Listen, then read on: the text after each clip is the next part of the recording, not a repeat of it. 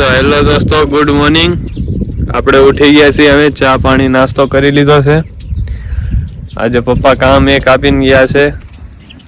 વાડીએ લાકડા ખોડવાના છે, મતલબ તાર બાંધવાના છે. જોરા હેરાન કરે છે એટલે. અને દીપડો પણ આવ્યો છે અહીંયા, તો હું તમને બતાવું ક્યાં તાર બાંધવાના છે.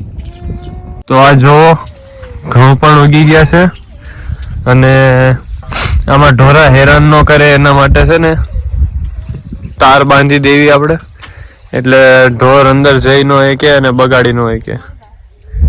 પછી આપણે કાંકડીમાં પણ તાર નાખવાના છે. કાંકડી ઓલી સાઈડ છે, આ કપા છે.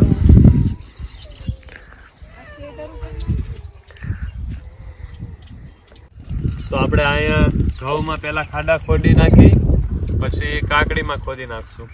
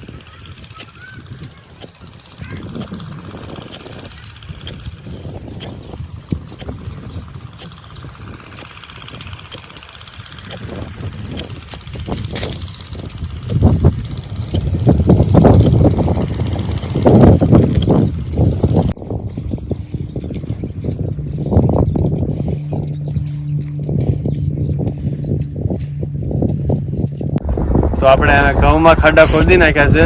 હવે આપણે જાવી કાકડીએ, ત્યાં પણ ખાડા ખોદવાના. ચાલો.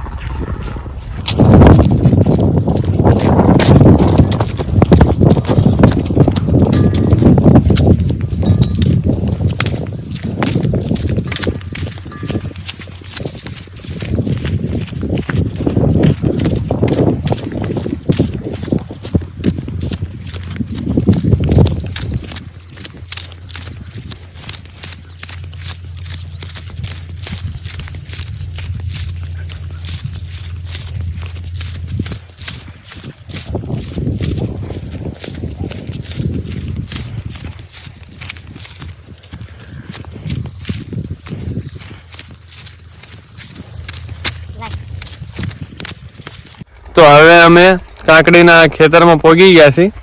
તમને બતાવું, કાંકડી પણ ઉગી ગઈ છે. હવે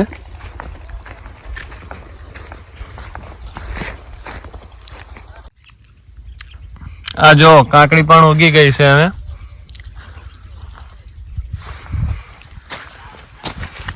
3-4 દિવસ થયા અમારે બી સોંપવાના, અને પાણી પણ વાળી દીધું 2 વાર, એટલે કાંકડી હવે દેખાવા માંડી છે બધી.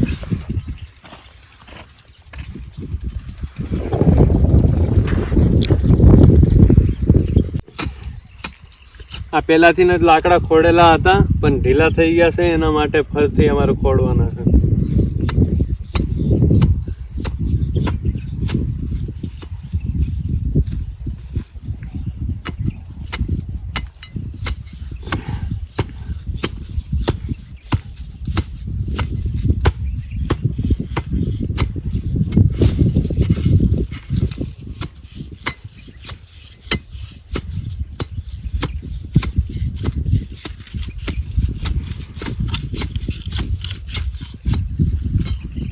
તો સાંજનો ટાઈમ થઈ ગયો છે. હવે દાળિયા પણ છૂટી જશે, અને હવે ઘરે જવાનો ટાઈમ થઈ ગયો છે. તો આજનો વ્લોગ અહીંયા સુધી. હવે આપણે મળીએ બીજા વ્લોગમાં.